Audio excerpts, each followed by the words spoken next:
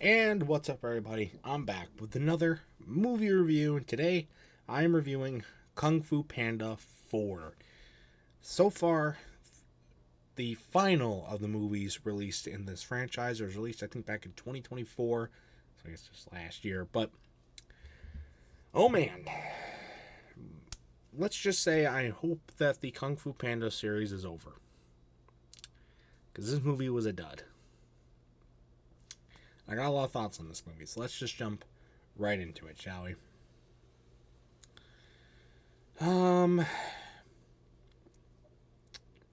Where do I even begin? I have a lot more complaints about this movie than I do good things to say.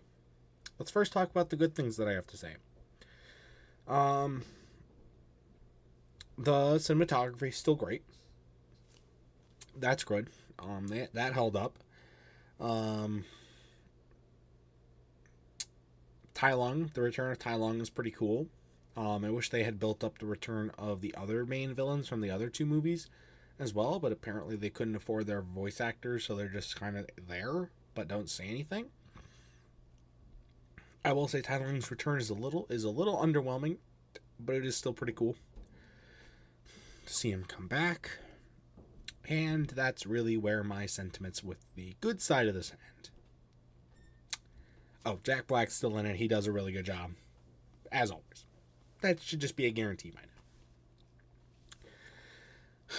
Let's start off with some things that I don't like about this movie. Number one, they don't bring back the Furious Five.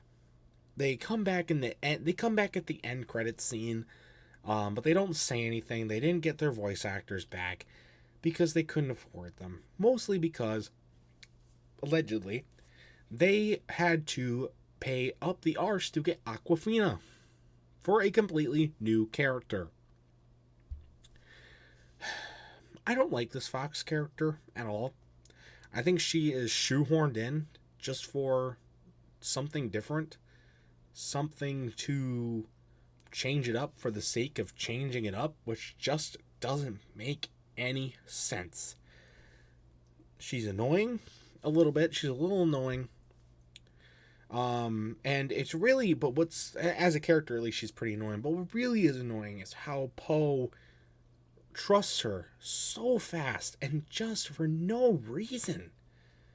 She trusts her way too much. Like, you have the staff that you fought for all throughout the movie up to this point, but when you're stuck in the cage, you're like gonna prop it up, so you just give it to her, prop the damn thing up. Why would the fuck would you do that? That makes no sense whatsoever.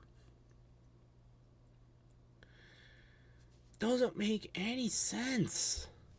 Of course she turned on him. Like, what the fuck? She doesn't have a lot of time for the character development that we got with, like, the Furious Five or Master Shifu or Poe himself, who have been in all three movies up to this point. I don't get it. I really don't get it. And I don't know. I don't like it.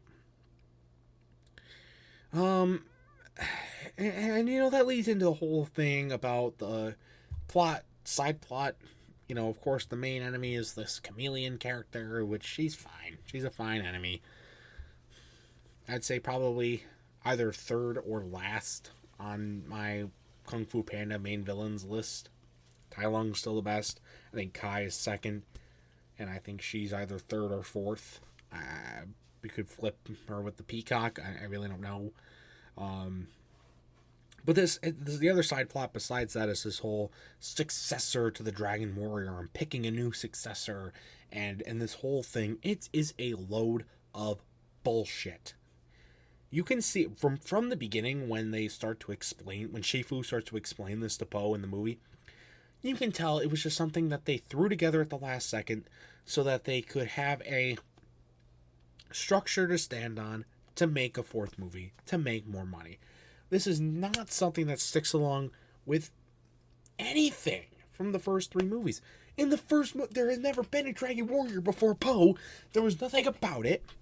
How do you just know? Only this is what, 16 years later? But like Poe's barely fucking aged because we don't know the time continuity. Why would you just randomly pick a new successor? Why does Shifu get to determine that? Who? What sense does it fucking make? This wasn't something.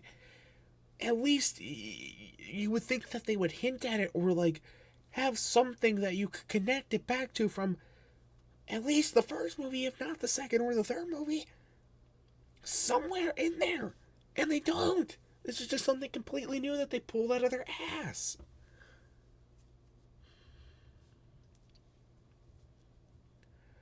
I don't know why. And so, of course he has to pick the Awkwafina character. Of course. The one you shoehorned in happens to be the solution to the shoehorned plot that got in to make this fucking movie in the first place.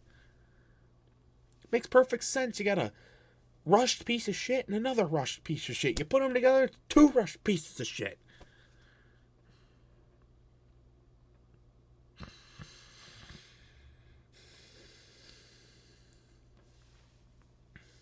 But on top of that, probably the worst part of this movie is that Mr. Beast is in it.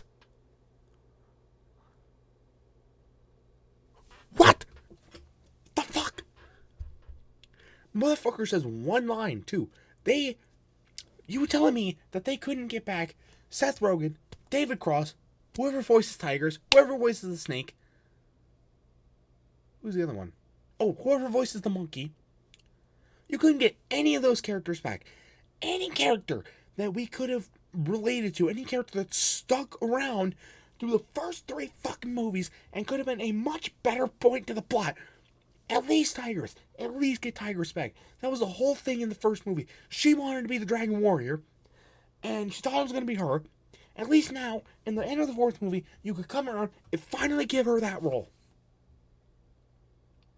But no, instead, all that is scrapped. You pay for 2 actors, Awkwafina and Mr. Beast. Mr. Beast, say one fucking line. He says, "Skidoosh." That's it. One fucking line. Are you shitting me right now?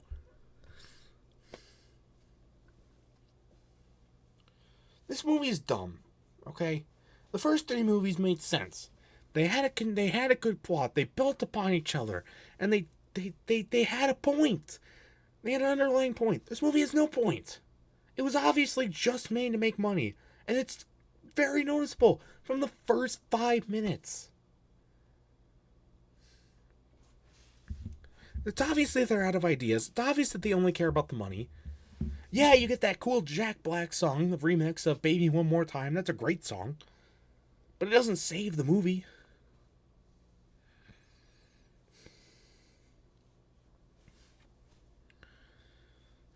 Not even one bit. And on top of that, I mean, that's all the monumental stuff. I wouldn't even talk about all the cringe. The fact that they got so close to not having a fart joke in this movie. In any of the movies, by any means. But waited until now to have one.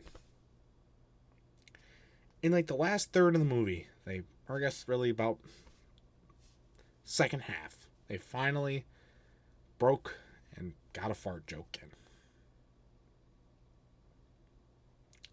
On top of the other just cringe lines, the comedy barely lands. And it just nobody can build off each other, because a lot of the characters are either ones that are introduced later on in the series, weren't like first movie characters, or just aren't brand new and don't have that same substance. And that's why this movie fucking sucks. And you know what? They got a lot of property destruction too. Probably at least $50 million property destruction. Anyway, this movie sucks. 4 out of 10. Easy. I really hope there's not another one. Don't taint the franchise even more than you already did. No matter how much Mr. Beast wants to be in it. I guarantee they won't bring him back now, after what came out about him, but still. At least Awkwafina's better than Seth Rogen. Anyways, guys, though, that's going to do it for this review. Have you seen this movie? Do you agree with a lot of my points? Do you not? What did I miss? Let me know in the comment section down below. And otherwise, that's going to do it for this review. Stay tuned for other much more amazing content, including more movie reviews and other awesome stuff. And until next time, see you guys later. Goodbye.